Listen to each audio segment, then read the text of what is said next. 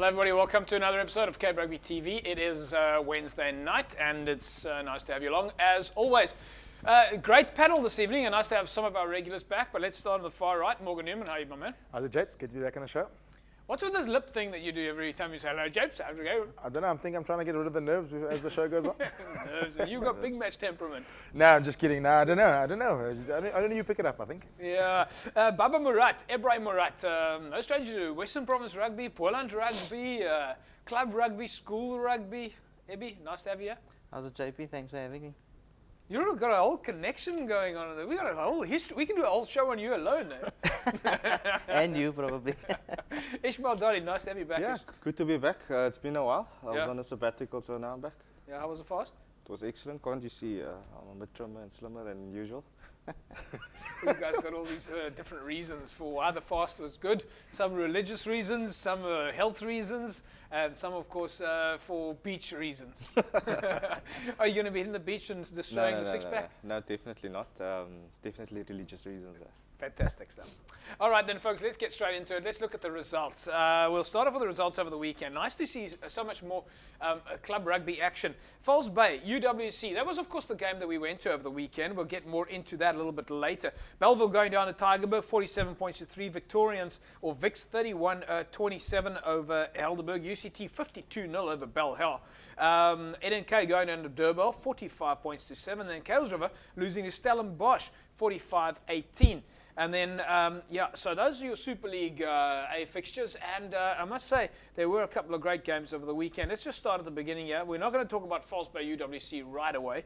Belleville, Tygerberg, 47-3. Tygerberg beating Belleville. Now, this is one of those games that Tygerberg would have been dying for. And it's quite a derby match as well because both teams are very close together. And quite frankly, that could easily have been a game that we could have attended. Belleville, Morgs would be bitterly disappointed with that, but Dollie at Tygerberg, finally a win under the belt, he'll be thrilled. Yeah, two teams that have sort of struggled this year, I think. But now it's good to see that, Tygerberg are picking up some form, and it's that old thing that we've been speaking about for the last, I think, 3 or 4 weeks. It's that case of, the two battles that are happening now, one sort of mid-table and the other one's happening higher up, and I think it's a big one for Tygerberg because it's two teams that, in this league, with a 15-man league, will definitely start competing for places in that maybe that 6th position or staying off the bottom 3. Yeah, so I know it's about that bottom 3 thing, but the guys, from a motivational point of view, Ebby, you've also been understanding the league now, the different structures and that. If you've lost so many games during the season, what's your mentality right now? You got 3 games left or 4 games left. And I know that they're going to go into this whole Champions League thing now where there's the top 6 teams and so on, but do they now say, oh, well, let's just put the past behind us and we move on? Yeah, look, JP, it's a difficult thing. Obviously, as you said, if you've gone through the majority of the season having had a bad run with regards to wins and losses, then it is difficult to keep the boys motivated at the tail end of the season. However, there is always as you said, the Champions stage, the knockout stage to look forward to. I'm not really sure, but I think they're calling it the President's Cup. Possibly. Possibly. And of course, next year, it's an opportunity to test your depth, to give some of the guys in the second team, some of the under-20s, to see what you've got in the other teams that you wouldn't normally do if you've got league points at stake. So I think there's still a lot to play for clubs that didn't necessarily have the results go their way for the first part of the season. You're quite a strategist, That's one thing I've noticed about you. You're like this whole strategist, eh? So we've got to touch on that. So you're talking already about next year. Yes, I suppose you could, if you read between the lines. We've had I wouldn't say difficult start, but we had a number of games that we could have won that didn't go our way. So for us coming back after the break at Rangers, for us to look at testing our depth, giving some players opportunities that we wouldn't have been able to do earlier on in the season.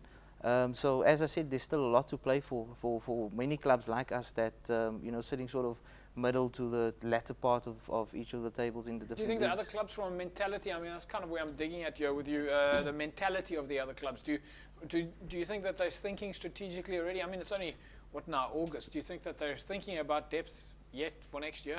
Yeah, I think depth is a key factor for all the clubs. I think if you really want to be successful, particularly in the Super League, in the Super Leagues, it's important that you have a lot of depth. You don't always get the opportunity to test it during the season. And in my opinion, I think clubs are thinking about getting players ready for next year and seeing, what they have in their reserves. Ish, you speak to a lot of the coaches from the other clubs. Is that the kind of mindset amongst the coaches now? Are they thinking that far ahead? Definitely. I must say that the change of leagues has really brought a fresh air to the club scene. I had a chat to the president last night, and he said that the DC hearings are down. The amount of It's because there's been no games. maybe. The universities haven't been playing. It's been Ramadan, and there's been like a 3-week bar. No, this is just in general. In general, yeah. okay, yeah. Remember, we're still going into knockouts, so there will be more games. Yeah. But just in terms of the general feeling around the league has been great. Personally, I've been testing a few guys in the first team, especially from under 20s, just to test the depth. It's also good to give them that experience, and it allows the players playing in the lower leagues, in the lower teams, to give them that encouragement that they are being looked at. That's of course if you're the coach next year. Self-appointed. Self-appointed. Okay. Well said. When do the clubs choose their coaches? Is it always different, or do they say like 2-3 years? I mean, how does it work? I don't actually Baba? know. Also Depends self-appointed. on the results. I think once they feel a bit more comfortable with where they are on the log, or in Isha's case maybe the top half of the log, and I think you start sitting a bit easier in the chair, at the club. But again, I think for any club, it's important to have a long-term view. Success isn't achieved overnight, and I think for any new coach, and I mean Isha's been with Milnerton now for a couple of years. My first season at Rangers, it takes a while to breed a culture. And ultimately, you want to have a culture of excellence, and will ultimately get the results will come. But then you need administrators around you that are going to support you. They're not just going to get to the end of the season and go, I know a cousin or uncle who can do a better job. Yeah, no, for sure. It's important that the whole club really adopts that mentality of shifting from a results orientated approach to a more performance driven approach. And I think it's a difficult thing in a league scenario where teams, you need to pick up a bonus point and you need to get the wins. But I think ultimately, if your focus shifts from a results-driven perspective to a performance-driven perspective, the result will probably come your way anyway. So I've got a feeling that at your club, when they go through the phone book and they start looking to see who the coach is, they just go to M and find all the Moerats. And then there's like Moerat 1, Moerat 2, because there's enough Moerats in the Rangers. Yeah, it's picking up. It's picking up, but it's a long trek from Paul to Surrey Estate. But we've managed to squeeze 1 or 2 guys out. So hopefully next year we'll have a few of the guys knocking on the doors in Surrey Estate Rangers. All right, UCT beat Belhar 52-0. Morgs, a big win for UCT. They clearly any doubts about their strength or coming back this season put to bed. Yeah, we analysed that game quite carefully, and I think UCT are. We being Cape Rugby, If I put my Hamilton's hat on for 2 seconds, then. Which you can't do on the show because it's obviously you're a neutral party. Fair enough. But Hamilton's I know analysed this game quite thoroughly, and UCT know how to play down at Scottish. I think they really know that. I mean, the conditions were tough. The wind was howling in both directions, but 12 all at half time, and then to score 45 points in the second half against the wind, shows their performance and how well they must have done. So UCT are a tough side, and they're sitting at the top of the log for a reason. And then Durban as well, a big win for them, 45-7 over NNK, who you yourself have said is NNK is not a weak side. Yeah, NNK not a weak side, and Durban are really, again getting to the business end of the season. I think they're starting to pick up the important results now, and with the new format that's going to happen in terms of the second team that will go to the Community Cup, Durban definitely want to be that second club there that'll have a playoff against one of the Boland teams. So it's important for Durban to get to the right position on the log, and I think they're doing that by picking up results like they have against NNK. And then Stellenbosch, pretty much the same story, 45-18 over Kales River, but I believe that game wasn't as easy as it sounded. Stellenbosch doing better than last week. But coming out against Kales River probably had their work cut out for them. Yeah, like you said last week, I think the students are now all coming to practice and they're back in full swing. I think they're back in the class, and it takes them a week often to get into the. So their close result last week was maybe just getting the ball rolling, and this week and hit the ground running. And Kales River again, not an easy side. I mean, a lot of teams have struggled against Kales River, so Stellenbosch are showing that they're also top half of the table for a reason. Yeah. All right, the game that we went to over the weekend was False Bay up against UWC. It was home ground advantage for False Bay. It's the first time we've been there this year, and we also haven't seen UWC in action. A lot of people were asking a lot of questions about UWC's performance during the beginning of the year, and I must say I thought that they came out and they had a chance to, they're really playing really well, and I think they had a chance to beat False Bay. But at the end of the game, or by the end of the game, both teams said that for them it was an absolute shocker. It was a make or break for UWC, I think, in terms of making it into that top 6. And then False Bay, who have had such strong performances against so many of the other top clubs, had an absolute, by their own admission, shocker. It was a 19-17 win for False Bay by the end of the game, but both teams would have been happy with a better performance. Let's catch up with some of the highlights.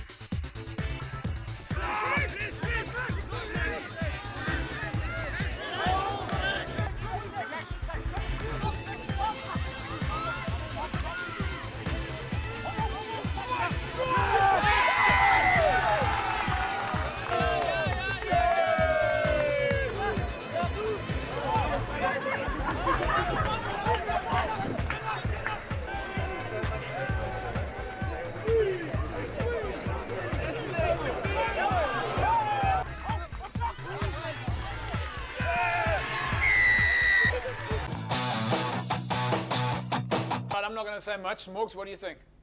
Yeah, no, I must say, I like the angles, and I got to watch the whole game there. I could see it was a tough battle, big hits. I like the big hits that we're seeing there. So, yeah, if Sadiq can, come watch Hamilton's, hopefully I can do one or two of those and put replays in, and then off we go.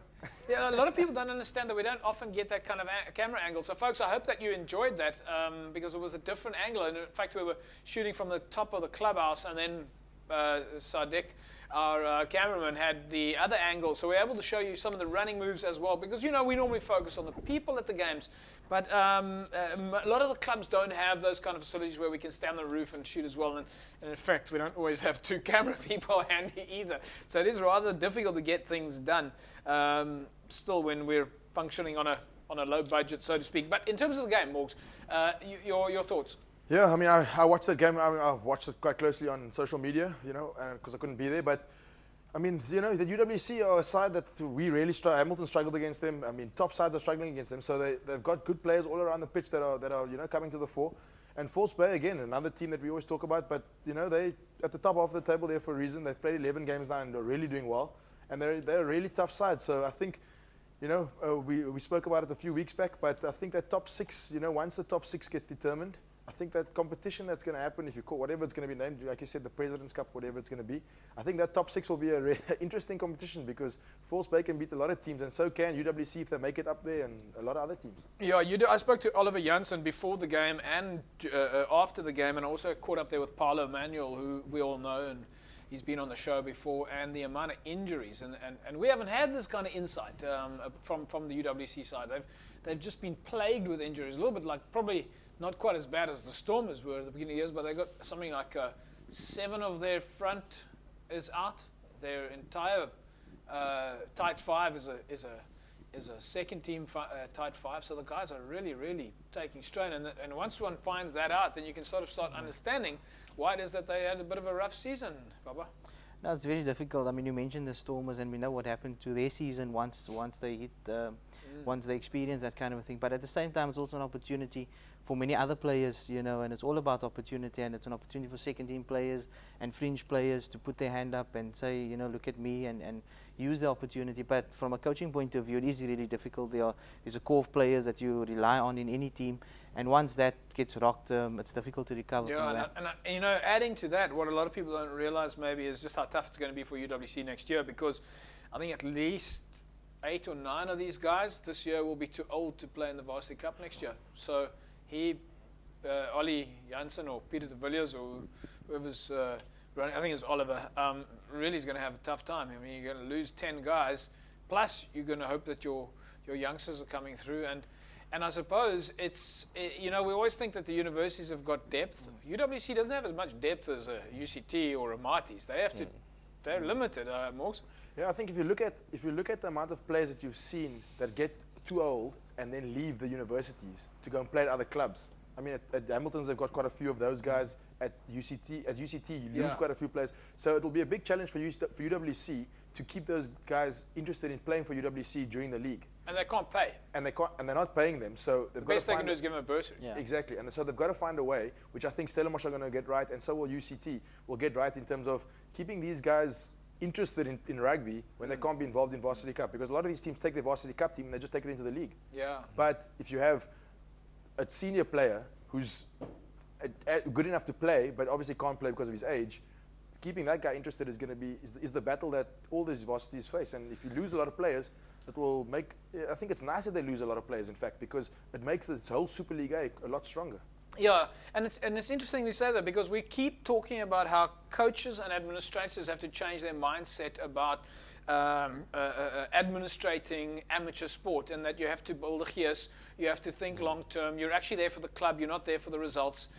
And universities have to think along the same lines. They've got to think about, but with a different cap on, like they've got to think about enticing students to come and study, give them bursaries. So where a club has a certain set of challenges, the universities have as bigger challenges. And I think you just have to, you know, one has to consider that in that sense, is that you have to make your club a social club first.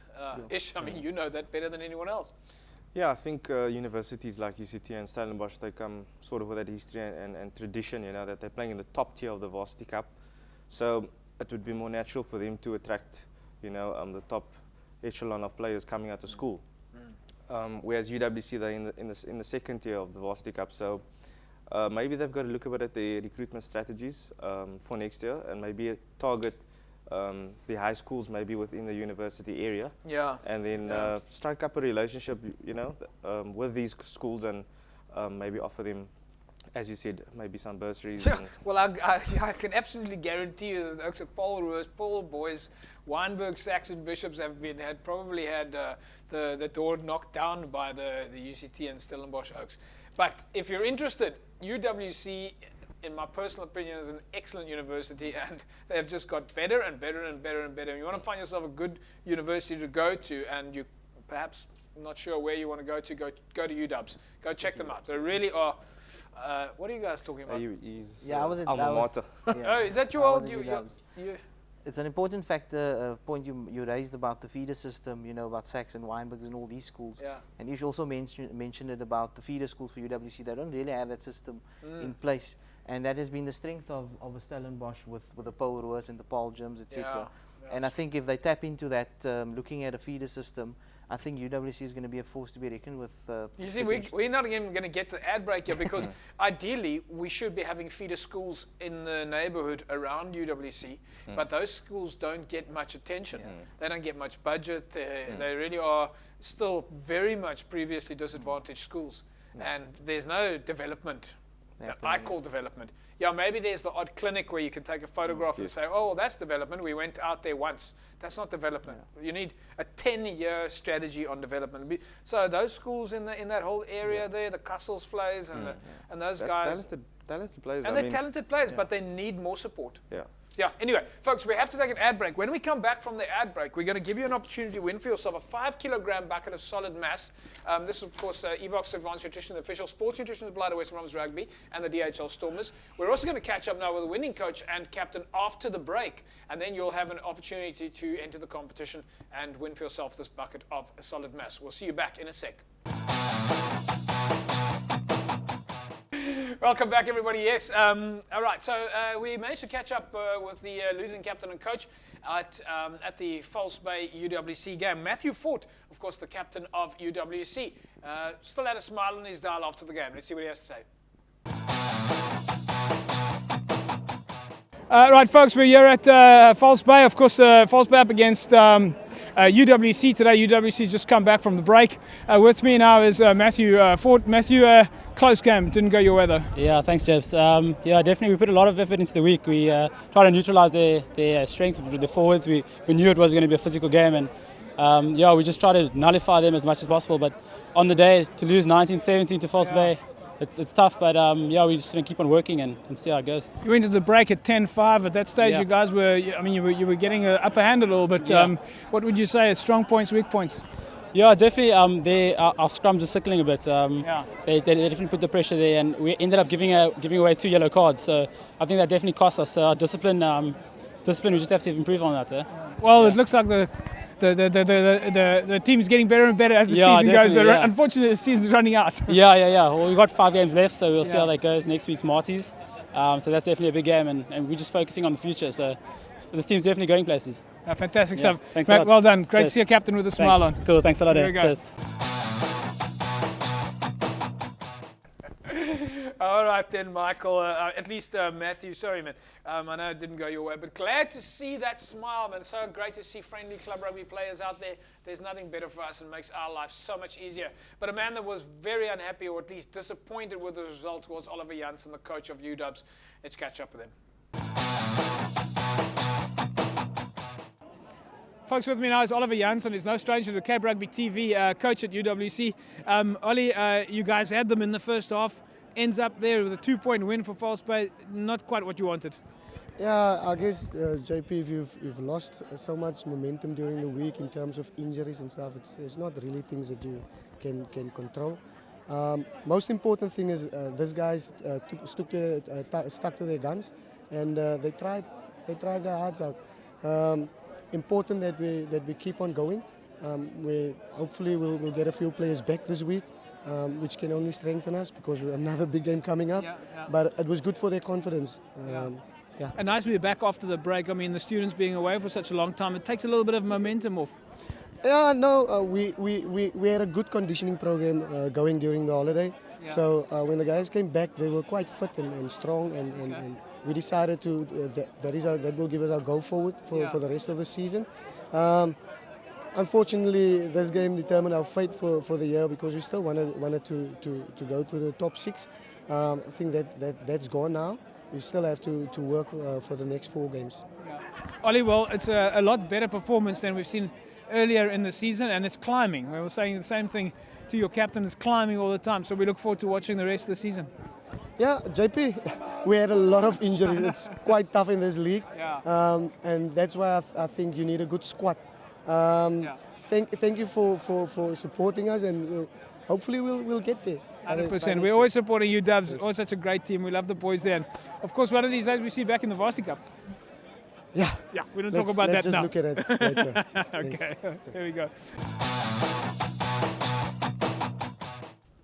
So welcome back. Yes, didn't go Ollie's way, but you know, after unfortunately kind of catching his breath again. He did manage to talk to us, and I can see he's very disappointed. Very difficult there for Oliver Janssen. All right, so the winning captain of, at least the winning coach of False Bay, Jono van der Walt, he was a happy man to a certain degree, but again, he also said that the performance was not what he was looking for. Jono van der Walt, coach of False Bay.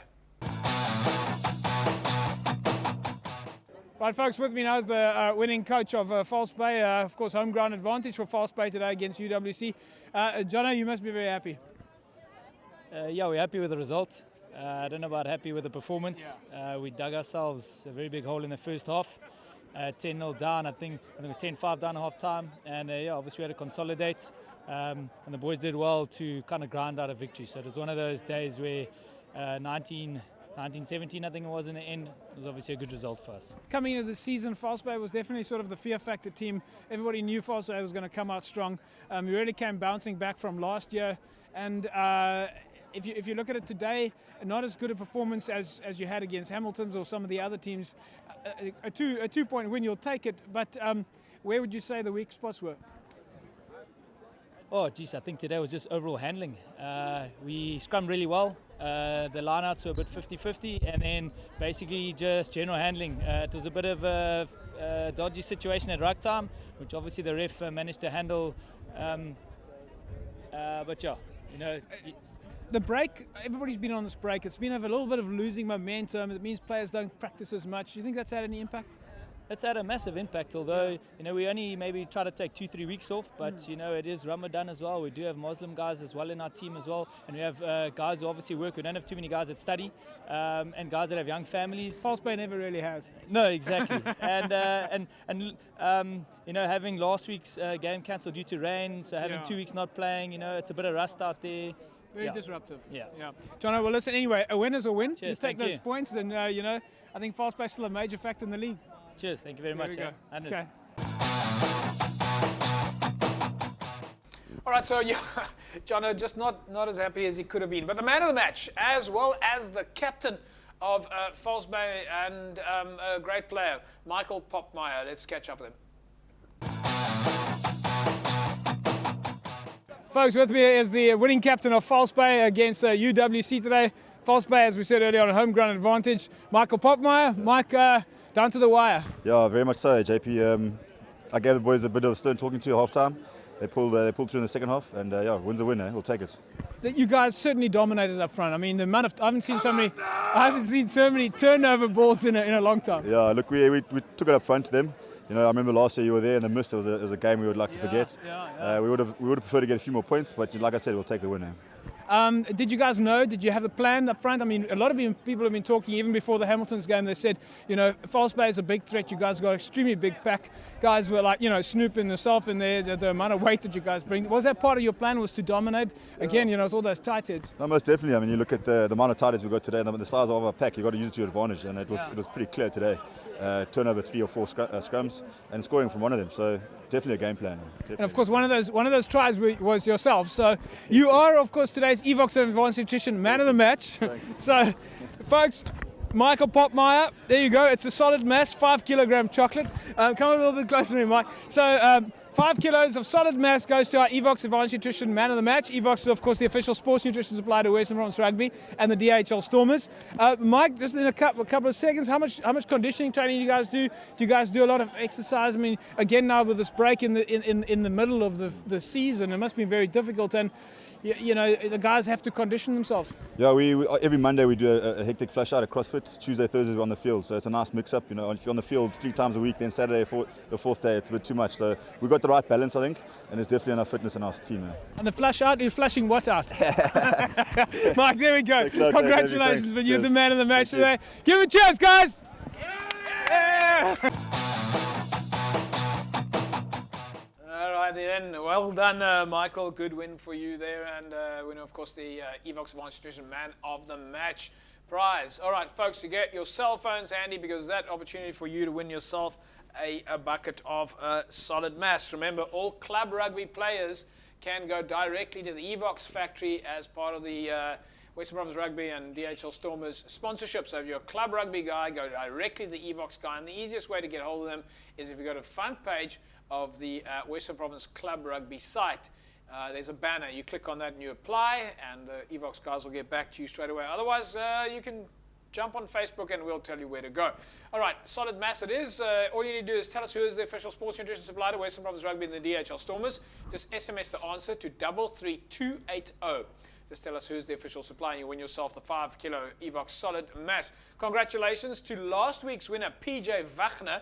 PJ wins for himself the 5 kilo solid mass, and that is on its way to you. Right, so remember, once again, all club rugby players, and especially if you're a coach or a conditioning coach or an assistant administrator or a manager at the club, you need to start thinking strategically about keeping the weight on your players. We keep talking about investing in players. I mean, Baba, you as well, you know this. I mean, we talk about investing in players and getting them ready for next season. And one of the biggest factors is weight gain. I hope you didn't say keep the weight on the coaches, because that's a bit of a problem at the moment. So I know that the Evox guys have also got something to keep the weights off the coaches. Okay, So work on you sponsor the coaches and you sponsor the club as well. Yeah. But from a coach's point of view, Yeah. you want your players to start bulking up. Yeah, no, for sure, JP. You know, as we spoke off air earlier about, you know, incentives for people, for players playing for a club. This is the kind of thing that clubs need to invest in, is looking after the players so that they feel valued, you know, and conditioning is a big part of it. If you really want to compete right up there, you need to make sure that your players are looked after. So conditioning coaches, and I mean, you mentioned all the discounts that are available for clubs. They need to make use of it. You know, a lot of clubs don't have the facilities, and you know, we know that the challenges in terms of the nutritional challenges in the communities, and this is a way that you can supplement that, and it's an important tool in trying to achieve success over the longer period. Yeah. Nutrition goes hand in hand with conditioning. And obviously later on in the season, when you speak about clubs losing players due to injuries, this can be prevented if nutrition is looked after early on in the season, in off-season already. So an important role to play in sport. Oh, well, we see a lot of knee injuries. Quite often it's knee injuries, and that quite a lot of it happens because, and Morgs, I mean, you've had 1 or 2 knee injuries yourself, but a lot of it happens, maybe not in your case with your legs, because they're like tree stumps. But if the players' legs are weak around the quads and the hamstrings, and then there's no structure to support those knees. So easy to get a knee injury, because a knee sideways you can rip something very easily. Yeah, no, I mean, I've had my fair share of knee problems, but yeah, you did right. I mean, you know, it's a tough one. You know, people don't understand that you put on weight, all of a sudden you're putting more pressure on your joints. So you've got to make sure that the body can, or your quads and all the muscles around your knees are strong enough to be able to withstand that weight once you've picked it up. So it goes, I mean, as much as you want to put on weight, you want to put on constructive weight throughout your whole body via all these, via using the right supplementation, eating correctly like Ish says, and obviously, you know, through the season training, because you can't train flat out through the week later on in the season and still play flat out. I mean, your body at some stage is going to say, you know? Yeah. Ish. And sort of have a balanced sort of conditioning or fitness program. There's no point in just jumping upper body and guns and pecs just for the beach, you know, and your legs can't handle the top part of your body. So it's important to get that the correct information. You've got to have a leg day sometime. Yeah, sometimes. You know, how does The Rock say? We don't do legs today. What? You know, does he do it? Anyway, all right, folks, we're going to take an ad break, and when we come back, we'll start taking a look at the other results over the weekend. And, of course, this time we'll show you a fan at False Bay that absolutely had a jaw. Now, every now and then, one of the fans runs in the camera. We'll show you that in a second. We'll be back with you now. All right, folks, let's quickly take a look at some of the other results over the weekend. We are running a little bit tight on time. Penel Villagers 31-18 over Hamlets. Villagers beating Hands on Arts 45-10, and Young People's 32-34 loss against Solarians. That was a close game.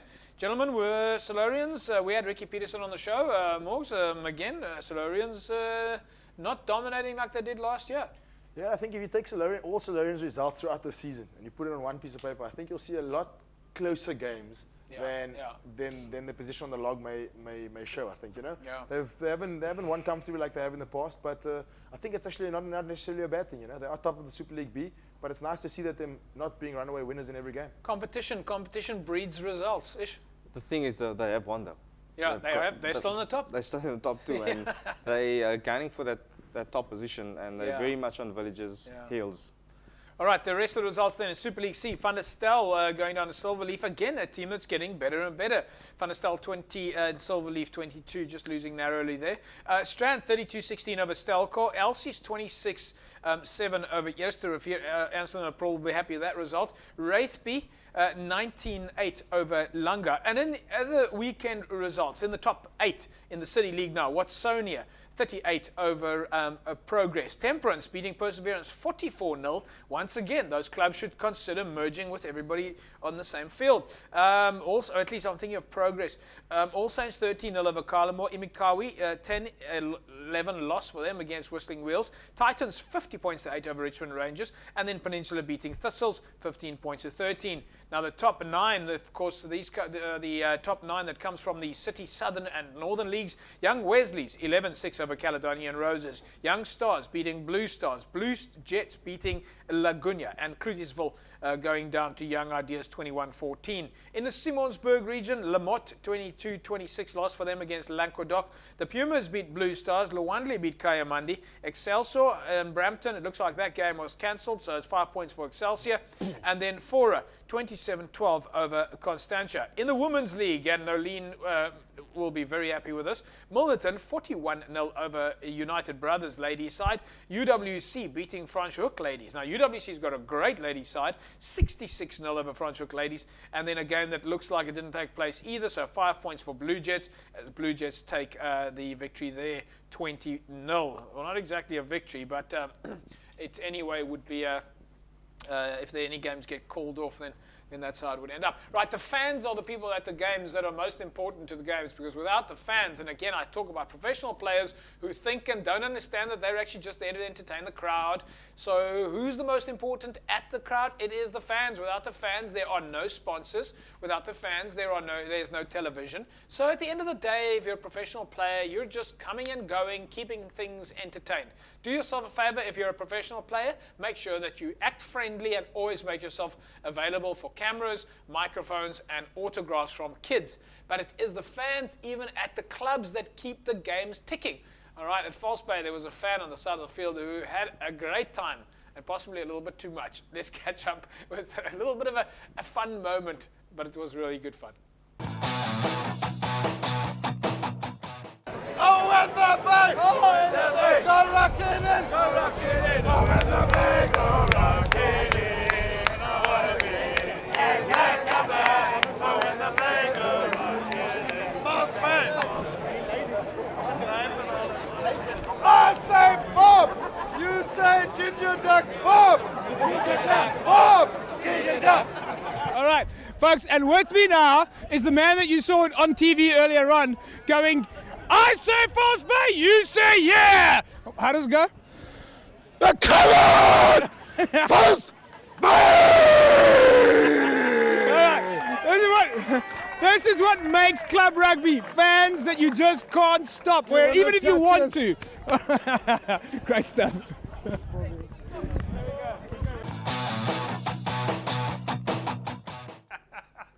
All right. Now, did you notice when Sadiq was filming that the other camera at the end of the shot started bouncing around because Sadiq was rolling on the floor laughing? But I mean, really, as fans go, there was, you guys have mascots at the universities and stuff like that. False mascot, and he was dominating that crowd. The crowd was completely, if he said, I say Bob, you say Bob. If I say Bay, you say Bay, and the whole crowd. It was really good. You got a couple of guys like that, Morgs and Amis? Yeah, we've got, but that I don't know. He takes things to another level. I think there's a lumberjack missing somewhere in the world. No, in fact, I think it's one of those little things that you find in your garden, the gnome. You know those garden gnomes? I've reversed over that thing a few times. All right, but no, great stuff there, False Bay, and I must say it was really good there. There's a fantastic new restaurant at False Bay, folks. You want a really good food, get down to False Bay. The bar's there. There's a restaurant outside there. There's Canopy, and of course it's the same owners at False Bay as Barrister's Grill, so you can expect really the food. Absolutely excellent.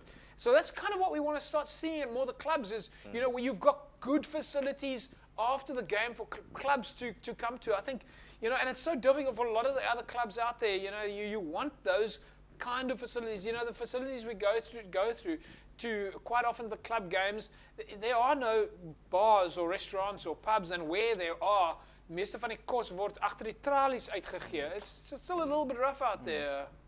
Yeah, look at this stuff, JP, and as you Although said, I'm not going to give you at Rangers the opportunity to smokle out of this one now, because you've still got the best butter chicken. I believe so. But it is tough out there. Yeah, look at this stuff, JP. We've invested in a tuck shop area now over the last few weeks during Ramadan. The guys have been hard at work, and it's a great source of income. And not only that, it creates an atmosphere at the game. You've got the smoke coming out from the boerewors braai, and as you said, the butter chicken is always there. If the boerewors doesn't work out, isn't enough early on in the day. But in Moerat, you guys have got great facilities there, eh? Yeah, I mean, my mom's running the halal part of the factory, so she's always. We're churning up food like it's like you won't believe, And by the way, it was Eid last week, Morgs? Yes, that's right. Did Eid Mubarak? I don't know, but that's not. That's not the point. Exactly, is where's our? Yeah, that's not where we're going with this. If you wanted the Eid Mubarak, it should be here last week, Morgs. But something was missing last week, though. Yeah, it was last week. But I was promised. I remember being promised like platters and cheese and the works. Yeah. I mean, I don't know where Sadiq and Tabit were last week. Yeah, it's a good point. I think we need to do maybe next week we should do another show, but we do an Eid celebration show. Is there any possibility that you could just fast for another 2 weeks and then next week bring some food? That can be negotiated with Tabit and.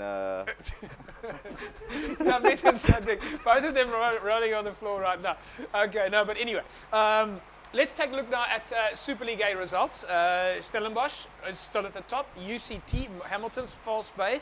So things are starting to get a little bit closer there now. Of course, we're heading for that top 6. In Super League B, Solarians, Villages, St. George's and Peniel Villages. Those are your top 4 there. Wraithby, Franschhoek, Langa and Violets are your top 4 in Super League C. And in the top 9, Champions League, which comes out of the City, Northern and Suburbs, Blue Jets, Young Stars, Laguna. Still a lot of games to play there. While in the City League, this is now, of course, in the top 8. It's Temperance, Cities, Watsonia, Tech and Police. While in the Northern's top 8, Whistling Wheels, All Saints, Kailiche, Mikawi. And in the Southern top 8, Titans, Richmond, Rangers, Peninsula and Thistles. In the Simonsburg region, Puma, Fora, Excelsior and Lawandle are on the top. Okay, before we get to the fixtures for the weekend, we're going to take an ad break. And when we come back, we'll start trying to see which is the game to go to over the weekend. It does seem like everybody is pointing in one direction. But that's not a band I particularly like. Yeah, I keep saying it's no direction. We'll take an ad break. We'll be back with you in a sec. It is Cape Rugby TV. It is Wednesday night. It is 9 o'clock, or at least now coming up to 10 to 9 or so. And remember, you can find us on Facebook, www.facebook.com/Cape Rugby TV. Just incidentally, if there are clubs out there who want to bring us their jersey, and I'm going to ask Sadiq to run around and get me that red raincoat that's sitting on the couch over there. He's going to bring it to me in a second. He's going to go all the way around, and we're actually going to see Sadiq. Everybody's been asking to see Sadiq. So come around here, Sadiq, and you can come all the way around. Now, the whole family is, of course, watching again tonight. There we go. JP, if Sadiq... Yeah, come here. No, he's no scar man. So, okay, there we go. Everybody wants to see Sadiq. Got to get your head in the camera. There we go. You mustn't put your tongue out like that on camera. Sorry. Okay, there we go. Some people call you Gert, though. Not in particular, but I do resemble a Gert, maybe. Okay. James, can I just say that if Sadiq had known that he was going to be on the show tonight, He would have shaved. he would have shaved, he would have done his hair, he would have been late for the show because all the gel would have been... Well, okay, so So you can't just bring him onto the show without preparing him next time. right, folks. We talk. Yes, you're right. We talk about clubs bringing their jerseys. All right. Now here's a club that is guilty. All right, and I think it's maybe, is it Young Ideas? No, it's Paul. Anyway, they've got Score on the jersey. Now Tamir Moerat is Ebrahiem Moerat's cousin. All right. He's also a guy who's an absolute sales guru. Now, you can watch out here on Cape Town TV. One of these days, they're going to be launching Sell Hard, which is, of course, the search for Cape Town's biggest best salesperson. All right, it's like going to be like The Apprentice, like a survivor finding Cape Town's best salesperson. So make sure that you keep watching here on Cape Town TV. Tracy McGregor and Tamir Moerat, as well as Corne Krieger, looking for Cape Town's best salesperson. Now, there are jerseys out there with this logo on it. You can't really see it here, but it's called Score. Okay? Now, Score is a new energy drink out there. Baba, have you guys got that in your jersey yet? Not the energy drink one. The one you've got there, Scorecard, which is the call center, the sales company. So you get Score energy drink and you get Score, the call center. Yeah. Call. So the Score energy drink is the one that Corne Krieger is heavily involved with. Yeah. So we're lucky to have them on board. Obviously, we're looking to strengthen our relationship because, as we know, it's difficult to find sponsors, and it's important for all the players. And we spoke about players feeling valued earlier on. If you're not going to pay players, at least they need to look good, they need to feel good, and that's what we try to do. Just talking about Tamir, I've got to ask you, I mean, he's very smart when it comes to the world of sales, and he's a hungry sales guy. He came and did a little bit of motivational speaking, and I think he plays for you guys from time to time, but he did a bit of motivational speaking at the beginning of the year. Yeah, he started, both of us started at the beginning of the year, and as you said, he's been playing a few games. I haven't seen him in a while because obviously he's been busy traveling. Did you start at the beginning of the year? Me too. You started playing? I started playing on Saturday at about 30. Did you play a full game? Not full. It felt very full. Still recovering, but yeah. So he's brought a lot of energy to the team and his experience in sales and motivation. So it's important for our players to be experience that kind of approach to the game as well. Anyway, it's great to see Score out there. I think Score's doing great stuff. That's of course the loyalty card and the call center, and then Score, the energy drink, is on the jersey. So if you've got a club rugby jersey, tell your administrators to bring us the jersey. Otherwise, one of these days you're just going to see Cape Rugby TV jerseys up. And this is a great opportunity for your club to get a sponsor. We keep hammering on about this. We don't understand why it is that we create opportunities and many of your administrators don't take up those opportunities. And quite frankly, this year we're looking at doing, and if you think it's a good idea, we're looking at doing a Cape Rugby TV Awards. All right? Now, the Cape Rugby TV Awards is going to be there to recognize, and folks, it's not going to be a fancy awards. We're just going to get together in a room and like maybe have a braai vleis and a couple of cool drinks or a couple of cold ones. And we want to look at the people that supported the media process and around clubs during the last 4 years. And at the end of the year, you can make your own decision as to which administrators should stay and go at your club. Remember, you have the right as a club member to vote for your executive, and you want a proactive executive. Do you guys agree with me? Don't agree? Disagree? Feel free to knock me on the head. Fully agree. Fully agree. I think the policy that Rangers are taking with Score, something different. Why do I feel like this is going to be a politically correct answer? I'm always politically correct. His Grammy Awards acceptance speech. He's doing his acceptance speech. Okay, yeah, go for it. Yeah, no, I think it's awesome, and it's great that Tam is on board. Obviously, he's related to But the do you head think coach. that administrators who don't pull their weight at the club should continue to be in the administration game? Of course, we need them. They play an important... Sorry? Oh, listen to this question again. Say again? Do you think administrators who don't pull their weight at a club should stay involved at a club? Definitely not. Okay, so of course. How do you get Of course rid? not.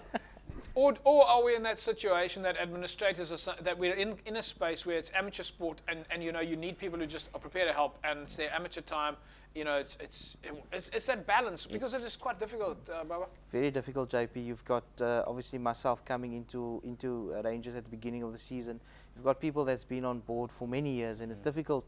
You know, as you said, if you feel that certain people aren't pulling their weight, but it's important that there's a common ethos and a common goal from a management point of view, from a player point of view, and from an executive point of view, that we're all sitting around the table and singing of the same sheet.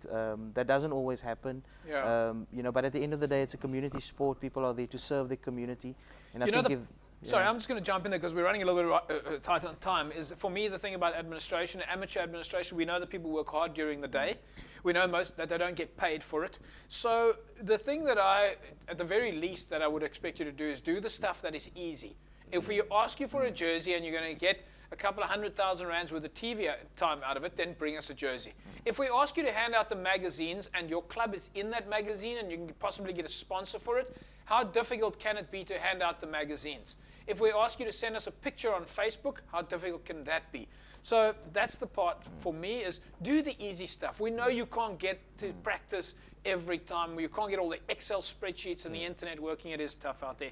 Let's quickly look at the fixtures this weekend. Tygerberg and Vix, Primrose and SK, Kells River, Durbanville, UCT, False Bay, Hammies and Bellar, UWC take on Stellenbosch. In Super League B, it's Scottsdene Rangers, Villages St. George's, Violets Paarl, Strand United, Manenberg, Strand and Lunga. In the City League, Progress Police, Temperance, Tech, Perseverance, Hamadeus, Busy Bees, Watsonia. Northern Leagues, Kylemore and Strand, Atlantis, Kailicha, Whistling Wheels and Delft, Imikawi and All Saints. In the Southern League, Bishop Lavis and Thistles, Peninsula Retreat, Rockland, Richmond, and of course Young Brothers and Titans. And in the top 9, it's Young Stars, Young Ideas, Blue Stars, Blue Jets, Caledonian Roses, and Clutisville. La Cunha take on Masi Pumalele and a Monster Clash. In the Simonsburg region, it's Brampton and Lamotte, Visanta Krol Excelsior, Languedoc Blue Stars, Kaimandi Foro, Constantia and Pumas. And the Women's League is Busy Bees and Franschhoek. Milnerton and Marty's going to be a monster game. At least Penil and United Brothers and the UWC ladies are up in action against Blue Jets over the weekend. Okay, so the game that everybody's been saying that we should be going to, in this game, there was a lot of debate. Is it going to be played at Primrose? Is it going to be played at SK? Is it going to possibly be moved to City Park? And for me, still one of my fondest memories ever in club rugby was to go to Primrose and be a witness to the anthem at Primrose when the guys sang Roosa. It was still, for me, one of my fondest memories, and I so look forward to experiencing that again. The game of the weekend, where Cape Rugby TV will be going to, is SK Warmers up against Primrose, and I believe that they will be playing home ground advantage at Primrose. Big game, Ish? Absolutely massive. This game has been chatted about since the fixtures came out already. And with both teams coming off a long break from Ramadan, there's not one team that you can give an advantage to. Yeah. So there can be no excuses when it comes to the result at the end of the day. And Primrose have had some very close margins this year. SK's also, well, they've had a bit of a topsy-turvy season. I don't know, Baba, how do you see it going? It's going to be a tough one. One would like to think with SK having a bit more Super League A experience that they are the favourites. However, derby games, you know, it's derby games, you never know, it can go any way. So we're going to have to wait till Saturday to see what happens. Saturday it is. Morgan Newman, have a fantastic rugby weekend. Thanks, chaps. And Ebi, thanks for joining us. We hope to have you back. Thanks a lot, JP. It was great being here. Ish, you in action this weekend? No, not yet. Still a few weeks off from Milnerton. Still a few weeks off. I'll be assisting you this weekend. I've got my man with me, Isma-eel Dollie. He's going to be coming with us to go and watch SK Warmers take on Primrose. It's going to be a massive match. Get out there. We would like to see that this ends up being one of the games this season that has more fans than anybody else, all right? At least spectators around the field. So whichever field it is going to be, and we do believe that it's at Primrose because we haven't heard anything to the contrary that the game is being moved. So get down to Primrose, Rosmead this weekend. All right, we're going to be there covering this game. SK against Primrose. It's going to be massive. That's a wrap from Cape Rugby TV. Remember, you can find us on Facebook, www.facebook.com/Cape Rugby TV. Have a fantastic rugby weekend. Bye-bye.